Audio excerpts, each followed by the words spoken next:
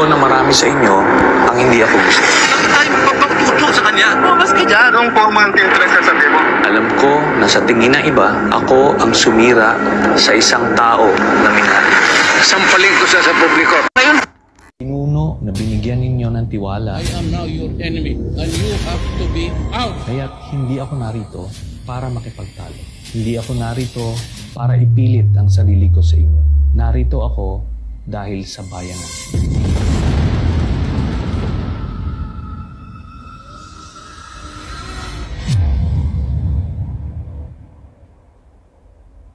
Ilang beses kong tinaya ang buhay ko para mapatunayan ko ang pagmamahal ko sa ating bansa. July 27, 2003, unang nakilala si Lieutenant Senior Grade Antonio Trillanes IV.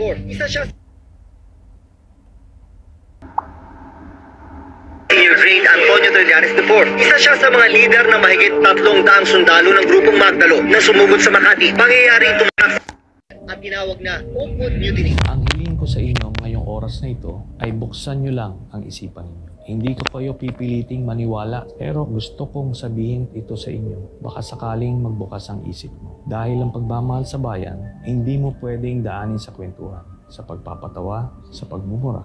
Madadaan mo ito sa katotohanan. Ito ang buong kwento ko. Noong 2016, nagsimula kaagad ang patayan. you have to shoot them dead. Kami noon sa Senado, sa oposisyon, iniisip namin ano ito nangyayari. Hinihinto ba ito? Kaso araw-araw, daan-daan ang namamatay.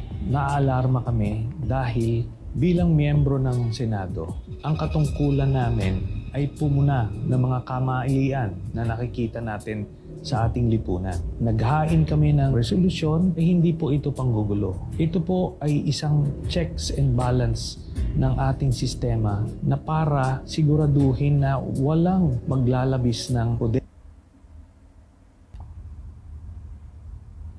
poder sa iba't ibang sangay ng gobyerno. Si Sergeant Arturo Las Cañas ay isa sa mga leader ng Davao Death Squad. Nagmamatigas nun at dinidinay niya lahat ng mga paratang sa kanya. Namatay din ito sa Davao City. Your Honor, I think I'm not in a position to answer, Your Honor. During the investigation, lumabas po si Mr. Edgar Matubato. Siya ay isang original member ng Davao Death Squad simula pa noong 1989 or 1990 at kung saan dinitalye niya kung paano nagsimula yung Davao Death Squad, sino-sino yung mga pinuno nito, paano sila na-organisa, paano sila pumapatay hanggang nung umalis siya nung mga 2011 o 2012 dahil napagbintangan siya na siya ay pumatay sa isang personalidad. Dahil sa bintang na ito, si Edgar Matubato ay tumakas papuntang Maynila at nag-walk-in siya sa Department of Justice noong 2014. Bakit po nandito kayo? Para malaman ng taong bayan ang ginawa namin sa Davao City. Para mabigyan ng katarungan yung lahat, yung namatay ng mga inosente. Siya ay kinwestiyon ng NBI agents, tinitingnan kung totoo ang kanyang storya at dito na nga mas lumalim yung investigasyon. Yung lahat ng mga pinangalanan ni Mr. Matubato na mga miyembro ng Davao Death Squad, na mga miyembro rin ng Philippine National Police, ito ay pinatawag namin sa Senado. Itong si Sergeant Arturo Las Cañas, kinalaunan, siya ay umamin na totoo nga lahat ng mga sinabi ni Edgar Matubato at mas marami pa siyang sinabi tungkol sa Davao Death Squad. I would like to ask for an apology and understanding of what I had said because I'd like all the testimonies of Edgar Matubato against myself. Sila talaga ang nag-organisa nung Davao Death Squad under Mayor Rodrigo Duterte. At ang mga sinalaysay nila Edgar Matubato at Arturo Las Cañas ang mga naging basihan ng unang communication na naisampa sa International Criminal Court. Ito ay nung panahon na naging miyembro tayo ng ICC noong November of 2011 hanggang March of 2019. Si Arturo Las Cañas, masasabi ko na meron siyang photographic memory. Kaya nung siya ay in-interview na ng ICC investigators, isang linggo siyang na cross-examine. Sinubukan talaga, bali-balik ta rin yung kanyang testimonya, pero pare-parehas ang lumabas na mga detalye. Ilang mga specific cases ng murder ang isinama niya sa kanyang 186-page affidavit, kung sino yung mga miyembro ng hit squad, sino yung nag-drive ng getaway vehicle, gamit na pagpatay, saan pinatay, dinala at nilibing. Ganun kadetalye ang kanyang affidavit. Kaya dahil dyan, siya ay naging star witness. Sa report ng The New York Times noong 2017, nasa kustodiya na raw ng ICC o International Criminal Court si Las Cañas na nagbibigay proteksyon sa mga testigo.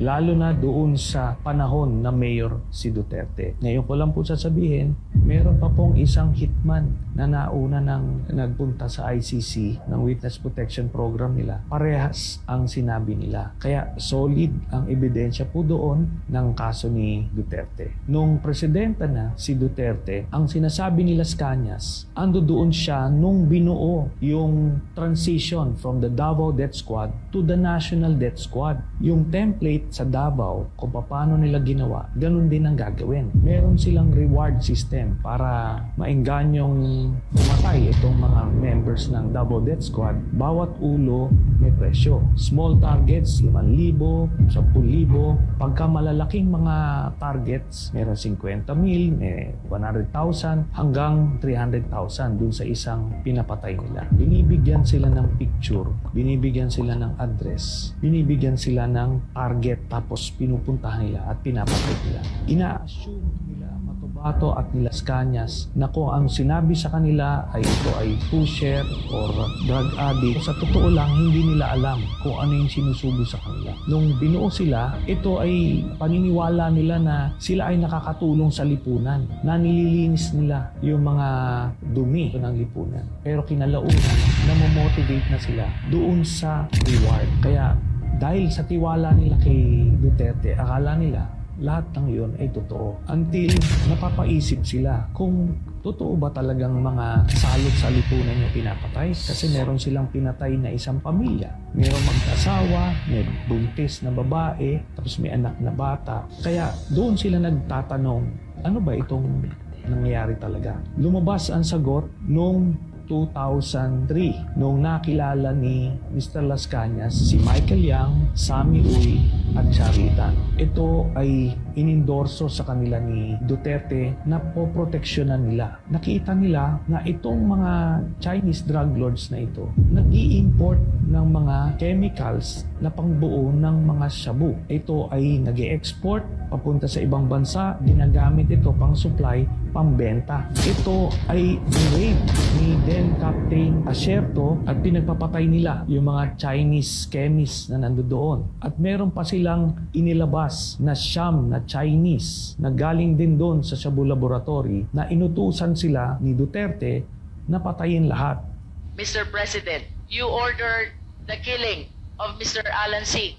along with the 10 other companions. That is not true. That is the job of the police. Lumalabas doon sa salaysay ni Arturo Las Cañas. Hindi alam ni Duterte na bago nila mapatay ay nakausap pa niya yung pinakang pinuno nung siyam na Chinese workers na si Alan C. na ang boss nila ay si Michael Yang at yung kanilang mga passport ay na kay Michael Yang. Another important observation, Mr. President, Alan C. said that his passport was taken by the operatives, while the 10 others, ang sabi po nila, hawak ng employer nila. And the employer was named as Michael Yang. What can you say about this? Nothing to do with it. Wala akong pakialam dyan.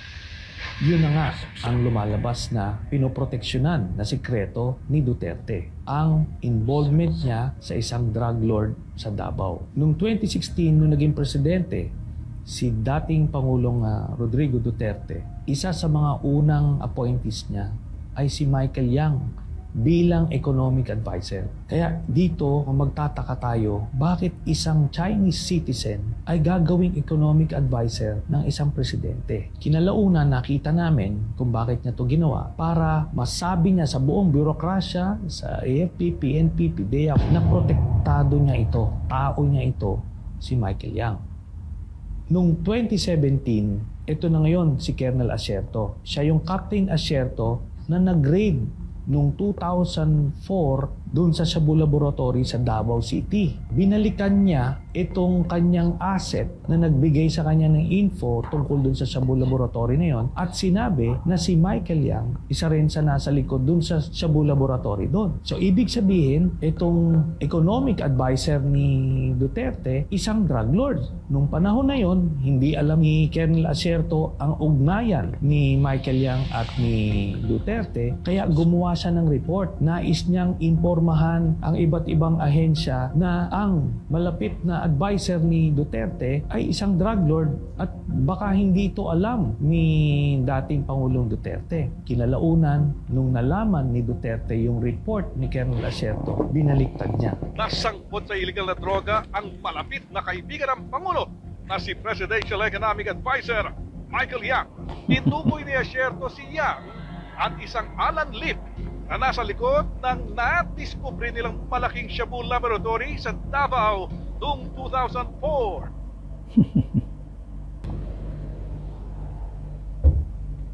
Davao noong 2004. Sabihin mo yung Michael Yang lalabas ni Asierto. Yan totoo.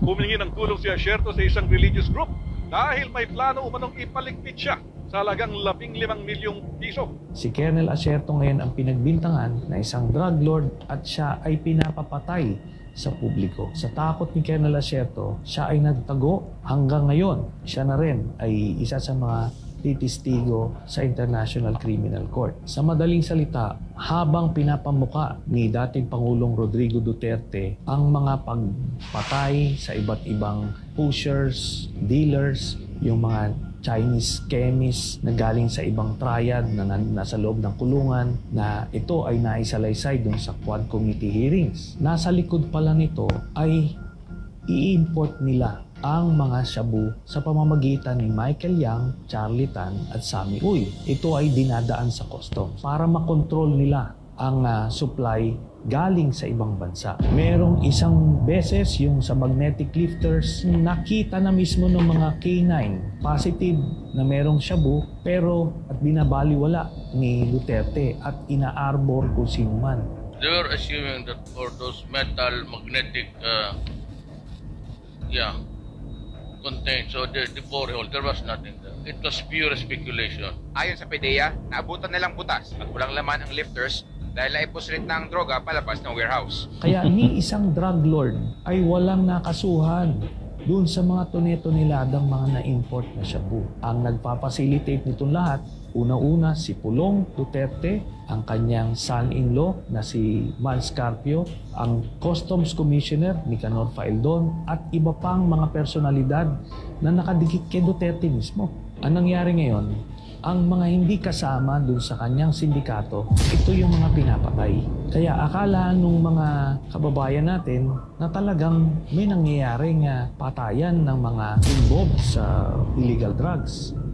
Hindi totoo ang war on drugs. Ito ay ginawa lang ni Duterte para panglihis dun sa intention niya na i-monopolize or i-control ang drug trade dito sa bansa.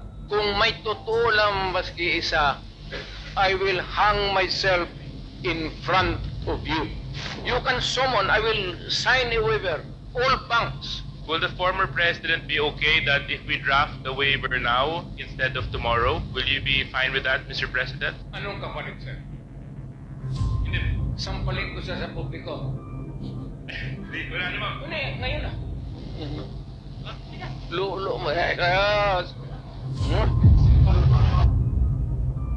Isa sa na-discover namin na mga impormasyon, ito ay naibigay sa akin noong 2016, ay yung bank accounts ni Duterte at ng kanyang pamilya. At ang nilalaman nito ay nakakagulat. Nakita namin na daang-daang milyon ang pumapasok sa mga accounts ni Duterte.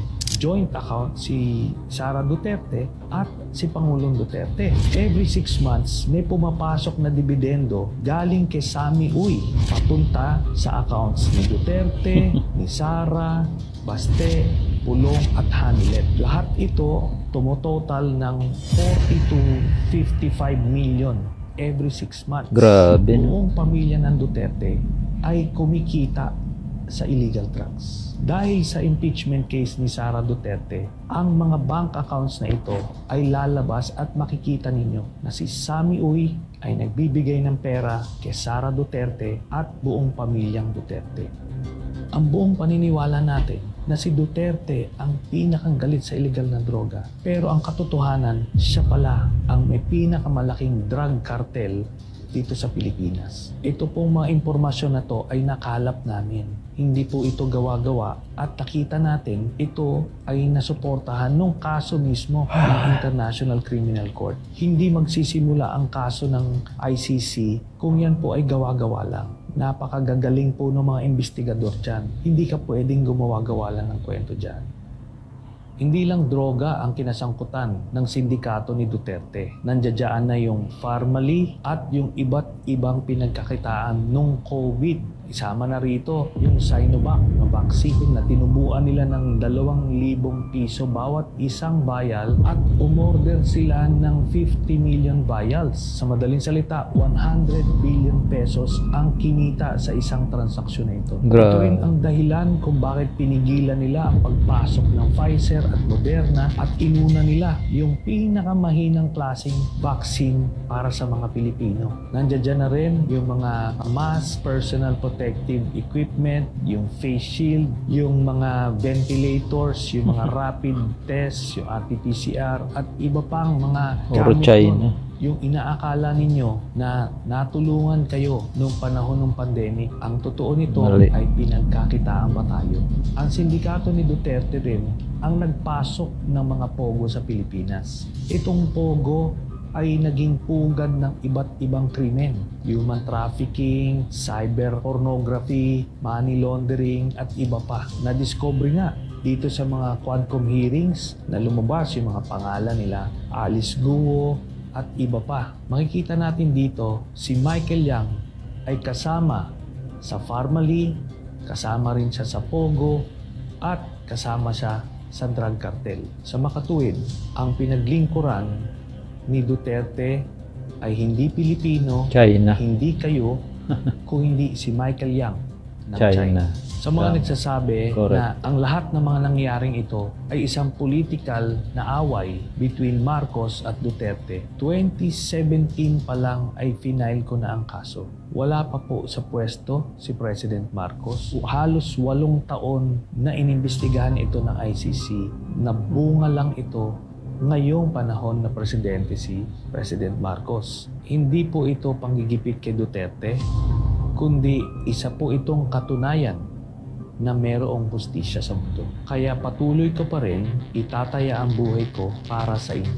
Dahil alam ko, punong-puno tayo ng pangarap na gusto nating magbago ang bansa natin. Kaso nga lang walang tumatayo, walang nakikipaglaban, at walang totoong nagmamahal. Masakit man tanggapin, Pilipino tayo, pero binababoy tayo. Kaya ako ito pinaglaban. Na kahit itaya ko ang buhay ko, hinding-hindi ko tatalikuran ang pinangako ko sa inyo.